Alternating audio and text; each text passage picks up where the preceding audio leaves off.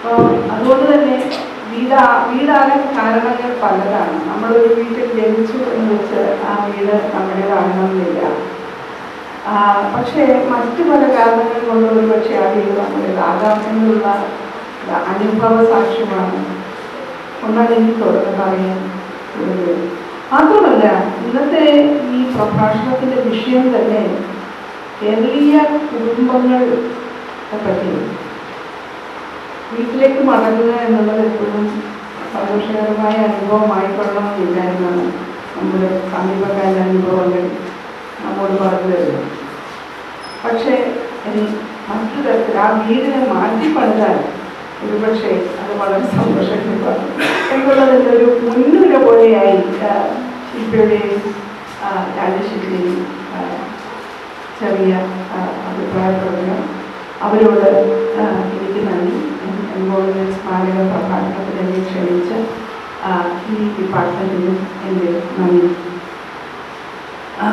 എൻഗോവിൻ ഈ ഞാൻ പറഞ്ഞില്ലേ ഇത് വീടായിരുന്നില്ല, പിന്നെ എന്തായിരുന്നു എന്നുള്ളതാണ്. അപ്പോൾ നമ്മെ രൂപപ്പെടുത്തുന്നതിൽ, നമ്മെ മനുഷ്യരാക്കി തീർക്കുന്നതിൽ, ചിന്താശക്തിയുള്ളവരാക്കി തീർക്കുന്നതിൽ വീടിനല്ല, വീട് പോലെ സ്വച്ഛമായ ഒരു ഇടത്തിന് അല്ല ഒരുപക്ഷെ പ്രാധാന്യം. ഇപ്പോൾ കഠിനമായ അനുഭവങ്ങൾ തരുന്ന, വേദന തരുന്ന ഒരു സ്ഥലമായിരിക്കും നമ്മെ കൂടുതൽ ശക്തമായ രീതിയിൽ രൂപപ്പെടുത്തുക. അതാണ് അതും എൻ്റെ അനുഭവ സാക്ഷ്യം തന്നെയാണ്. അതികഠിനമായ വേദനാജനകമായ അനുഭവങ്ങളിലൂടെ കടന്നു പോകുമ്പോഴും തലയുയർത്തി ആ ഒരു ഡിഗ്നിഫൈഡ് ആയിട്ടുള്ള ഭൗതിക ജീവിതം നയിക്കാൻ വേണ്ട കരുക്കൾ എൻ്റെ മനസ്സിൽ ഉണ്ടാക്കി തന്ന അധ്യാപകർ ഉണ്ടായിരുന്ന സ്ഥലമാണിത്.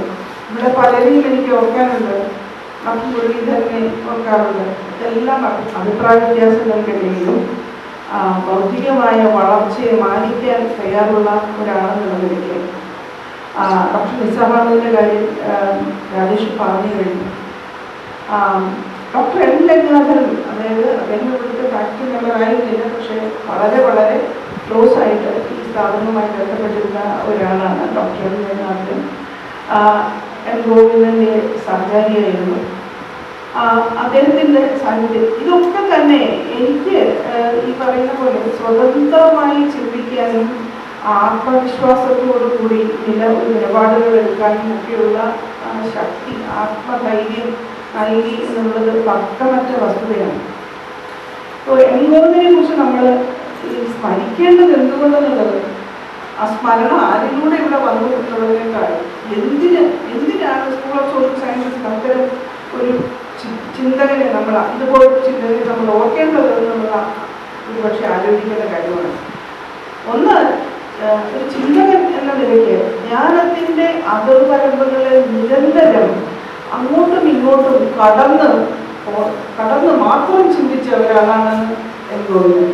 അദ്ദേഹം തത്വചിന്തയും ചരിത്രവും സാഹിത്യവും കലയും രാഷ്ട്രീയവും എല്ലാം പരസ്പരം എങ്ങനെ ബന്ധപ്പെട്ട് കിടക്കുന്നു എന്നുള്ളതിനെ കുറിച്ചുള്ള ആഴമേറിയ ഉൾക്കാഴ്ച മലയാളികൾക്ക് തന്ന ഒരു ചിന്തകനാണ് എൻഗോവിന്ദൻ. അതുതന്നെയാണ് സ്കൂൾ ഓഫ് സോഷ്യൽ സയൻസസിൻ്റെ ഒരു സ്പിരിറ്റും. നമ്മളിവിടെ ഇന്റർഡിസിപ്ലിനാരിറ്റിയെ മനസ്സിലാക്കുന്നത് ഈ ചില ഒരു റെസിപ്പി മാതിരിയല്ല. അതായത് കുറച്ച് സോഷ്യോളജി ചേർക്കുക, അല്പം ചരിത്രം ചേർക്കുക, കുറച്ച് രാഷ്ട്രീയ തത്വചിന്ത ചേർക്കുക, പിന്നെ മേൽക്കൊടിയെ കുറച്ച് ആന്ത്രോപോളജിയും കൂടി ചേർക്കുക, എല്ലാം കൂടി കലക്കിയെടുത്ത് ഒന്ന് അല്പം പാകം ചെയ്താൽ ഇന്റർഡിസിപ്ലിനറി എന്ന തരത്തിലുള്ള ഒരു ആഡിക്റ്റീവ് ആയിട്ടുള്ള ഒരു മനസ്സിലാക്കലല്ല അതേപ്പറ്റി ഇവിടെ ഉള്ളത്. മറിച്ച് നിങ്ങൾ ഏത് വസ്തുവിനെ കുറിച്ചാണോ പഠിക്കുന്നത് ആ വസ്തു സങ്കീർണതയുള്ള ഒരു വസ്തുവാണെന്ന് തിരിച്ചറിയുകയാണ്. അതായത് ഒരു സങ്കീർണമായ വസ്തുവിന് പല വശങ്ങളുണ്ടാകും. ആ പല വശങ്ങളും ഒരു സാമൂഹ്യ വശമുണ്ടാവും, ഒരു സാമ്പത്തിക വശമുണ്ടാവും, ഒരു സാംസ്കാരിക വശമുണ്ടാവും, ഈ പറയുന്ന പോലെ ചിലപ്പോൾ ഒരു മനഃശാസ്ത്രപരമായ വശമുണ്ടാവും. അങ്ങനെ പല വശങ്ങൾ ഉണ്ടാകും, നിർബന്ധമായിട്ടും ഉണ്ടാവും. ഒരു പ്രതിഭാസവും വെറും കേവലം സാമൂഹ്യമോ സാമ്പത്തികമോ മനഃശാസ്ത്രപരമോ ഒന്നുമല്ല. അപ്പോൾ ആ വസ്തുവിനെ അതിൻ്റെ സമഗ്രതയിൽ മനസ്സിലാക്കണമെങ്കിൽ ഈ വശങ്ങൾ തമ്മിലുള്ള ബന്ധം എങ്ങനെ ബന്ധപ്പെട്ട് കിടക്കുന്നു എന്ന് മനസ്സിലാക്കുകയാണ് വേണ്ടത്. അതാണ് ഇന്റർ ഡിസിപ്ലിനാരിറ്റിയുടെ ഒരു കാതൽ. ഈ ഉൾക്കാഴ്ച എനിക്ക് ആ ഈ ഉൾക്കാഴ്ച വികസിപ്പിക്കാൻ എന്നെ അനുവദിച്ച ഒരു ഇടമാണ് സ്കൂൾ ഓഫ് സോഷ്യൽ സയൻസസ്. അത് ആ പ്രാധാന്യമാണ് ഈ സ്ഥലത്തിന് എന്നെ സംബന്ധിച്ചിടത്തോളം ഉള്ളത്. അത് എനിക്ക് വീടിൻ്റെ തണലും സ്നേഹവും നൽകിയില്ല, ചില സമയത്ത് എന്നെ പുറന്തള്ളി എന്നുള്ളതൊന്നും എനിക്ക് ഇന്നൊരു വിഷമമേ അല്ല. അതല്ല ഒരു പൊതുസ്ഥാപനം എന്നുള്ള നിലയ്ക്ക് കുടുംബത്തിൻ്റെ അകത്ത് നമുക്ക് കിട്ടുന്ന അഫക്റ്റ് ഒന്നും ഇവിടെ കിട്ടിയില്ലെങ്കിലും കുഴപ്പമൊന്നുമില്ല. നിങ്ങളുടെ ജീവിതത്തിൽ എങ്ങനെ നിങ്ങൾക്ക് നിങ്ങളുടെ ചിന്താശക്തിയെ വർദ്ധിപ്പിക്കുന്നു, നിങ്ങളുടെ മുന്നിൽ ഒരു വെല്ലുവിളിയായിട്ട് നിൽക്കുന്നു എന്നുള്ളത് തന്നെയാണ് അതിൻ്റെ വില.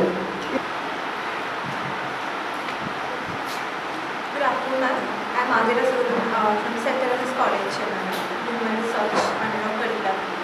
So my question is regarding matrimony. So in North Malabar, I'm doing my research related to matrimony. So in North Malabar region, you can see the Nayars, the Diyas, the Muslims, even a certain section of Brahmins and even the Pulyas from when I read the works.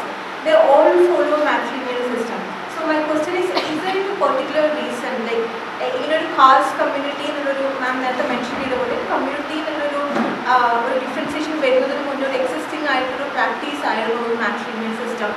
നമ്മുടെ set definition അല്ലാതെ ഇപ്പോൾ നമ്മളൊരു സംബന്ധം അല്ലെങ്കിൽ ഇപ്പോൾ ഒരു ഡെഫിനിഷൻസിനൊക്കെ form ചെയ്യുന്നതിന് മുന്നേ ഒരു എക്സിസ്റ്റിംഗ് ആയിട്ടുള്ളൊരു പ്രാക്ടീസ് ആയിരുന്നു മാട്രിമോണി എന്നതാണ് എൻ്റെ ഒരു ക്വസ്റ്റ്യൻ. മാട്രിമോണി എന്ന സങ്കല്പനം അത് ശരിക്കും ആന്ത്രോപോളജിക്കൽ സോഷ്യോളജിക്കൽ ലിറ്ററേച്ചർ ഭാഗത്തുനിന്ന് വരുന്നതാണ്. ഞാൻ അതാ പറഞ്ഞത്. അതിന് മുൻകട്ടില്ല. ഡെഫിനിഷൻ എന്ന് പറഞ്ഞാൽ എവിടെ ചെന്നാലും നമുക്ക് അത് അപ്ലൈ ചെയ്യാൻ പറ്റും. അതാണ് നമ്മൾ തിയറൈസ് ചെയ്യുന്നത് എങ്ങനെയാണ്. നമ്മൾ അത് ഈ ഡെഫിനിഷൻ ഉണ്ടാക്കാനുള്ളത് നമ്മൾ തിയറൈസ് ചെയ്യുന്നതിൽ ഒരു പ്രധാനപ്പെട്ട ഭാഗമാണ്. നിങ്ങൾക്ക് നിങ്ങളുടെ വർക്കിൽ നിങ്ങൾ നല്ല കോൺഫിഡൻ്റ് ആയിട്ട് നിങ്ങൾ തിയറൈസ് ചെയ്യണമെങ്കിൽ നിങ്ങൾ കൃത്യമായ ഡെഫിനിഷൻസ് ഉണ്ടായിരുന്നു.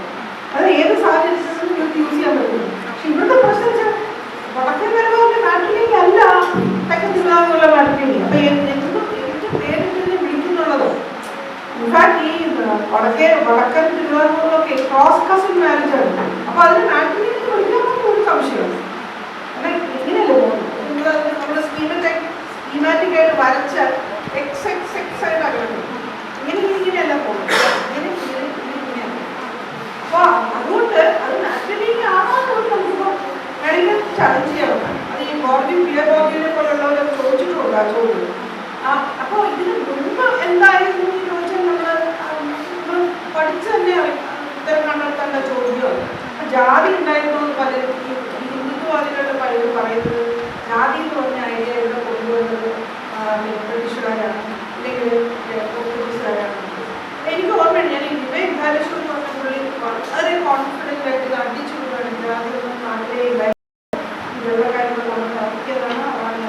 ഞാൻ അയാൾ പറഞ്ഞു എനിക്കറിയില്ല. പക്ഷേ ഈ പാച്ചുകൂടി അച്ഛൻ വലിയ ഒരു കേരളത്തിലെ ഒരു പ്രധാന ജാതി വിശേഷങ്ങളിൽ ഒരാളായിരുന്നു ഈ എഴുത്തിൻ്റെ ലെവലിൽ. പക്ഷെ ഭയങ്കര ജാതിയുമായിട്ട് ജാതി വ്യവസ്ഥയെ ഡിഫെൻഡ് ചെയ്യുന്ന തരത്തിലുള്ള നിരവധി പുസ്തകങ്ങൾ എഴുതിയിട്ടുള്ള ഒരാളാണ് അദ്ദേഹം. ഇതിന് നല്ലൊരു പേര് കൊടുക്കുന്നു, അതായത് ജന്മഭേദ വ്യവസ്ഥ എന്നാണ്.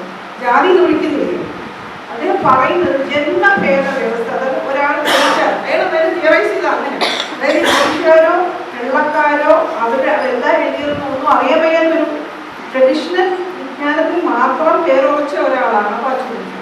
അപ്പോൾ അദ്ദേഹം എഴുതുന്നു, അദ്ദേഹം 19ാം നൂറ്റാണ്ടിൻ്റെ 19ാം നൂറ്റാണ്ട് ആദ്യമാണ് ഈ പുസ്തകം പറയുന്നത്. ആ പുസ്തകത്തിൽ അദ്ദേഹം വളരെ വ്യക്തമായിട്ട് പറഞ്ഞു ജന്മഭേദം, ജാതി ജന്മഭേദ വ്യവസ്ഥ എന്നാണ് എനിക്ക് പറയുന്നത്. അപ്പം ജന്മഭേദം വെച്ചാൽ നിങ്ങൾ എവിടെയാണോ ജനിക്കുന്നത് ആ ഫലം ആ ഇടമാണ്, അവിടെ വന്ന് നിങ്ങളുടെ ജീവിതത്തെയും നിങ്ങളുടെ സ്വഭാവത്തെയും നിങ്ങളുടെ എല്ലാത്തിനെയും നിർണ്ണയിക്കുന്നതെന്ന് പറയുന്നതാണ്. അറിയല്ലോ. അപ്പം അതുപോലെ ഈ നായക്രമത്തിനെ മുൻകാലങ്ങളിൽ, അതായത് 17 നൂറ്റാണ്ടിലോ അത് ഞാൻ പറയുന്നത് സീരിയസ് ആയിട്ട് പഠിക്കണം. ഇപ്പം എല്ലാവരും 2 ടെക്സ്റ്റ് എടുത്ത് 3 ടെക്സ്റ്റ് എടുത്ത് ആ പദം പോലെ കറണ്ട് ചോദിക്കാറ്. അതുകൊണ്ടാണ് നമ്മൾക്ക് പുതിയ ചില്ലുകൾ കിട്ടാത്തത് നമ്മുടെ പഠനത്തിൽ. നിങ്ങൾ 16ാം നൂറ്റാണ്ടിലെ ശ്രീകൃഷ്ണ മണിക്കൂറാതെ മൂലം വായിച്ചു തുടങ്ങും.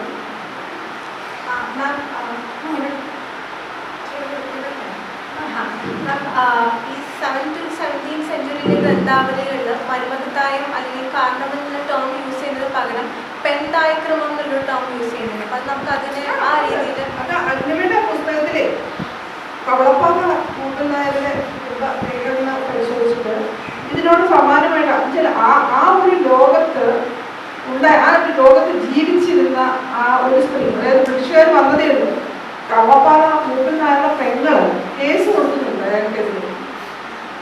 എന്നിട്ട് അവര് സൈറ്റ് ചെയ്യുന്നുണ്ട്. ഇപ്പൊ പെണ്ണായിക്കോന്ന് പറഞ്ഞാൽ 18-ാം നൂറ്റാണ്ട് എടുത്തു നോക്കുക. വളരെ ഇൻട്രസ്റ്റ് ആണ്. ഞാൻ personally all this is hypothesis, hopefully you will go in. ഞാൻ പറയാണ് പ്ലോസിബിൾ ഹൈപ്പോത്തസിസ്, ഞാൻ ചുമ്മാ എറിഫെറി ആയിട്ട് പറയല്ലേ. അപ്പം ഞാൻ വിചാരിക്കുന്നത് ഇപ്പം കേരളത്തിലെ ഈ ഇവിടുത്തെ ക്ഷത്രിയ എലീറ്റ്സിനിടയിൽ ഈ ആൺപെണ്ണുള്ള ഭേദം വളരെ ഫസിയാണ്. നിങ്ങൾ നോക്കില്ല, സമീപകാലത്താണ് ഈ തമ്പുരാട്ടി എന്നുള്ളൊരു വാക്ക് വന്നത്. തമ്പുരാട്ടല്ലേ പറയുന്നത്, എല്ലാ പെണ്ണുങ്ങളും തമ്പുരാൻ. എനിക്കറിയാവുന്ന മിക്ക കൊച്ചി കോവിലൊക്കെ പണ്ട് ഒരു തലമുറ മുമ്പുള്ളവരാണ് തമ്പുരാനാണ്. തമ്പുരാൻ തന്നെയാണ് പറയുന്നത് സ്ത്രീകൾ, തമ്പുരാട്ടി എന്നൊന്നും അല്ല.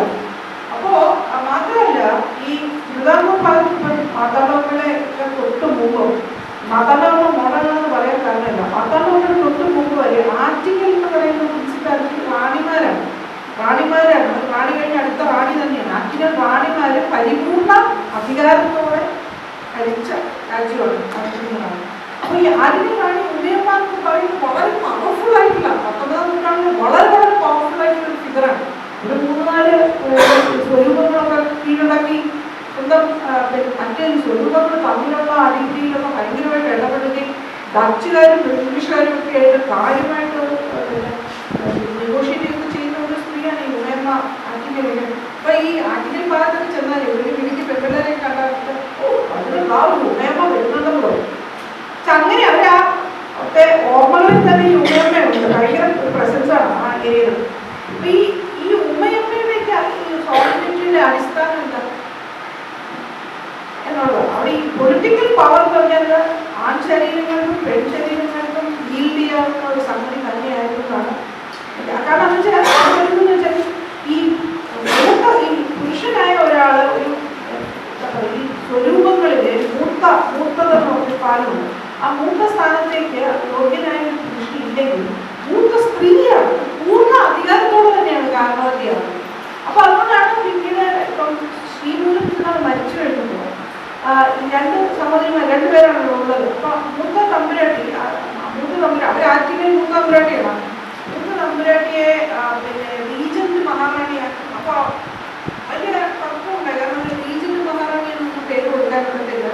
കാരണം പണ്ട് നമ്മുടെ തിരുവിതാംകൂറിൽ മൂപ്പ് വാഴുന്ന ആൾ മരിച്ചു പോയാൽ ആ മൂപ്പിലേക്ക് പൂർണ്ണ അധികാരത്തോടെ റാണി തന്നെ വിളിക്കണം, അല്ലാതെ റീജന്റ് മഹാറാണി എന്നൊന്നും വിളിക്കരുത്. She has a full power of being the political ruler of that realm. But her powers are not like limited to temporary status of being a regent. എന്നാണ് പറയുന്നത്. പക്ഷെ അതൊന്നും മനുഷ്യർ അംഗീകരിച്ചില്ല. പക്ഷെ ഈ തിരുവിതാംകൂറിൽ എന്താ പറ്റിയെന്ന് വെച്ചാൽ ഈ ആറ്റിങ്ങൽ മൂത്തവരുടെ മകനാണ് ഈ മാർത്താണ്ഡവർമ്മ. സോ മാർത്താണ്ഡവർമ്മ ഈ മറ്റ് മുനിസിപ്പാലിറ്റീസിനെ എല്ലാം യുണൈറ്റ് ചെയ്ത് തിരുവിതാംകൂർ ഉണ്ടാക്കിയപ്പോൾ അദ്ദേഹം എന്ത് ചെയ്തെന്ന് വെച്ചാൽ ഈ മൂത്ത തമ്പുരാൻ ഈ ആറ്റിങ്ങൽ സ്വരൂപത്തിനെ തിരുവിതാംകൂറിൽ ചേരാൻ പ്രേരിപ്പിക്കുകയും അതിന് പകരം എല്ലാ തിരുവിതാംകൂർ രാജാവും ആറ്റിങ്ങൽ മൂത്ത തമ്പുരാട്ടിമാരുടെ മക്കളായിരിക്കും എന്ന് ഉറപ്പ് കൊടുക്കുന്നു. സോ ഇഫക്റ്റീവ്ലി അമ്മ മഹാറാണിയായിട്ട് മാറ്റി. അപ്പൊ ബ്രിട്ടീഷുകാർ വന്നപ്പോൾ ഒരു കലക്കം ഉണ്ടായി. So you know what this 19-year-old woman meant? Gauri Parvathi ബായി അവര് ബ്രിട്ടീഷ് പ്രസിഡന്റിനെ പോയി കണ്ട അയാളോട് പറഞ്ഞു 1749